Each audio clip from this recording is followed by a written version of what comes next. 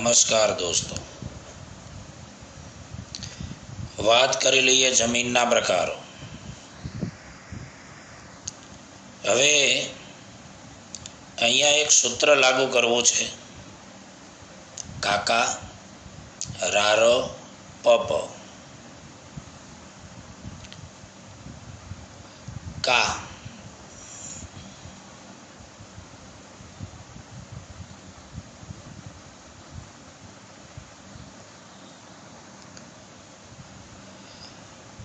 કાકા રારો પપ. હવે આ શું? તો કે કા એટલે કાપની જમીન, કા એટલે કાળી જમીન, રા એટલે રાતી જમીન, ર એટલે રણ પ્રકારની જમીન, કા કા રા ર પ પર્વતીય જમીન અને પીઠ પ્રકારની જમીન. બાકી વધુ લેટેરાઇટ જમીન ને જંગલ પ્રકારની જમીન. તો આવું કંઈક સૂત્ર બનાવી અને જમીનના પ્રકારો છે એને યાદ રાખી શકાય. હવે આગળ આપણે વાત કરવાની છે કાપની જમીન. હવે મિત્રો, કાપની જમીન તેમાં સૌથી પહેલાં યાદ રાખવાનું છે 43%. ભારતનું જે કુલ ક્ષેત્રફળ છે એના 43% ભાગમાં આ કાપની જમીન આવેલી છે. દેશના કયા કયા ભાગમાં છે? તો કે બ્રહ્મપુત્ર નદીના પૂર્વ ભાગમાં, ખીણ પ્રદેશથી શરૂ કરીને પશ્ચિમે સતલુજ નદી સુધીના ઉત્તર ભારતના મેદાનો. ધોરણ 9ની અંદર તમે શીખી ગયા ઉત્તર ભારતનું મેદાન આખું કાપનું બનેલું.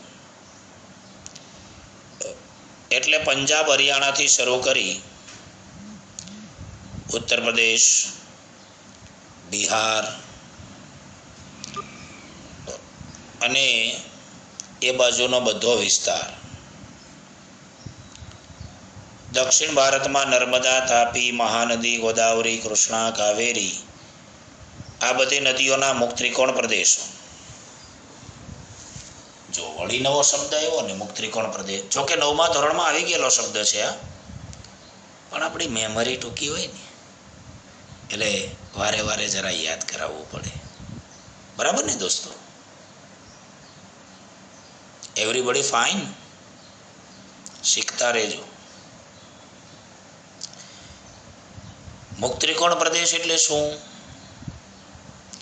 તો કે નદી અને સમુદ્રનું મિલન થાય એની આજુબાજુનો પ્રદેશ, જ્યાં નદી અનેક ફાંટાઓમાં વિભાજિત થાય છે,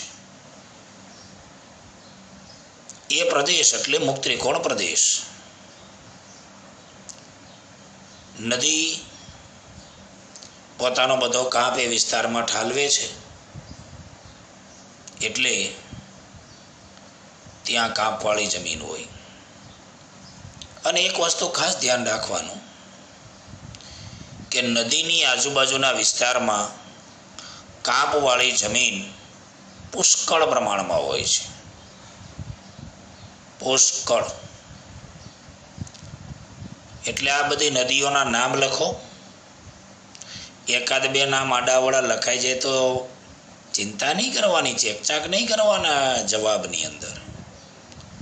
ગમે ત્યારે કોઈ પણ પ્રશ્નનો જવાબ લખતા હોય, એમ લાગે કે આ મુદ્દો ખોટો લખાઈ ગયો છે, ચેકચાક તો બિલકુલ નહીં કરવાની. ચેકચાક કરો એટલે પેપર ચેક કરવાવાળાનું ધ્યાન ત્યાં જ જાય. એ ધંધો તો બિલકુલ નહીં કરવાનો, રહેવા દેવાનો મુદ્દો જે છે તે. આપણે આગળ વધવાનું લખતા લખતા. તો નદીઓ પોતાની સાથે જે પુષ્કળ કાપ લાવે છે, એ કાપ પાથરવાથી આ જમીનનું નિર્માણ થાય છે. એટલે એ કાપની બનેલી જમીન છે. આ જમીનમાં પોટાશ, ફોસ્ફરિક એસિડ અને ચૂનાનું પ્રમાણ વધારે છે. નાઇટ્રોજન અને હ્યુમસનું પ્રમાણ ઓછું છે. હ્યુમસ એટલે શું? તો કે આ જમીનની અંદર ફળદ્રુપતા ખૂબ વધારે હોય છે, ભેજ ધારણ શક્તિ ખૂબ વધારે હોય છે. એ ભેજને લાંબો સમય ટકાવી શકે છે. એ હ્યુમસ છે.